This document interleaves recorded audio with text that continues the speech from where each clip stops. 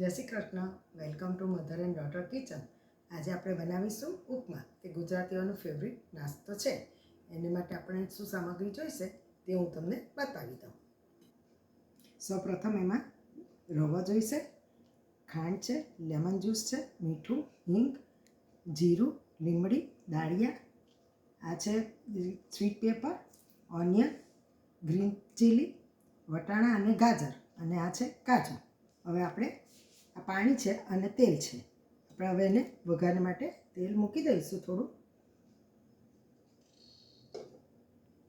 કોથમીર સમારી છે તે આપણે ગાર્નિશિંગ માટે રાખીશું. તેલ મૂકી દીધું છે. હવે એમાં આપણે જીરું નાખીશું. જીરું લાલ થાય એટલે અંદર લીમડી અને દાળિયા એડ કરી દઈશું. સૌપ્રથમ જીરુંને લાલ થવા દઈશું.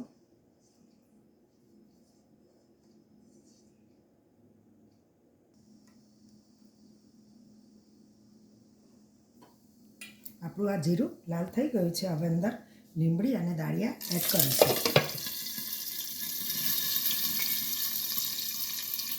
એને થોડા લાલ થાય ત્યાં સુધી ઢાંકીને 2 મિનિટ રવા દઈશું.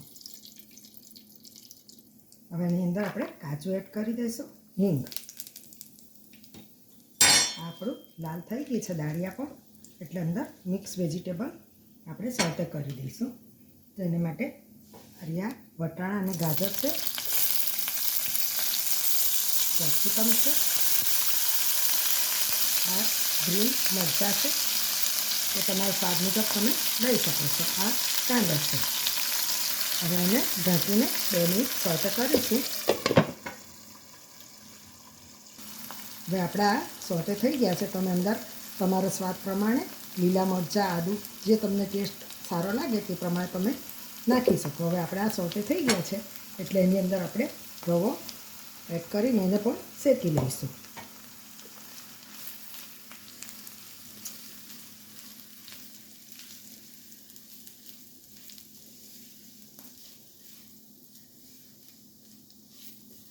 એને 5 મિનિટ સુધી આપણે શેકાવા દઈશું.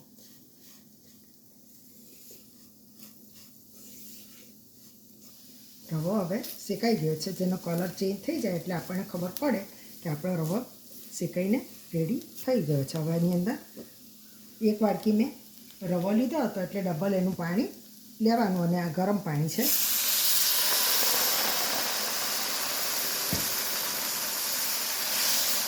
હવે એની અંદર આપણે મસાલા એડ કરી દઈશું. મીઠું સ્વાદ પ્રમાણે, સુગર. હવે એને મિક્સ કરીને ઢાંકી દઈશું થોડી વાર.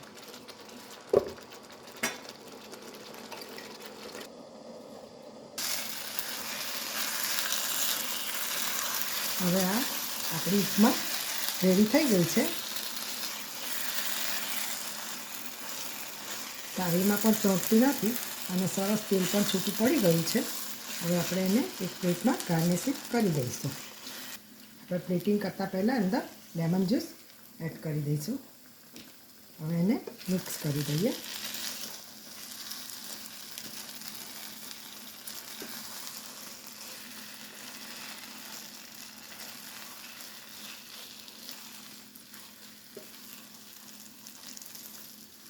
કલરફુલ સરસ દેખાય છે અને સ્વાદમાં પણ એટલી જ સરસ હશે. ઉપમા બધાને ભાવશે. તમે પણ બનાવજો અને ટ્રાય કરજો. આ ઉપમા આપણી રેડી થઈ ગઈ છે. હવે આપણે પ્લેટમાં સર્વ કરીશું. ઉપમા રેડી થઈ ગઈ છે. અરે આ હવે ready to enjoy. I hope બધાને પસંદ પડશે. સબસ્ક્રાઈબ કરજો, શેર કરજો. Enjoy your upma. Thank you for watching.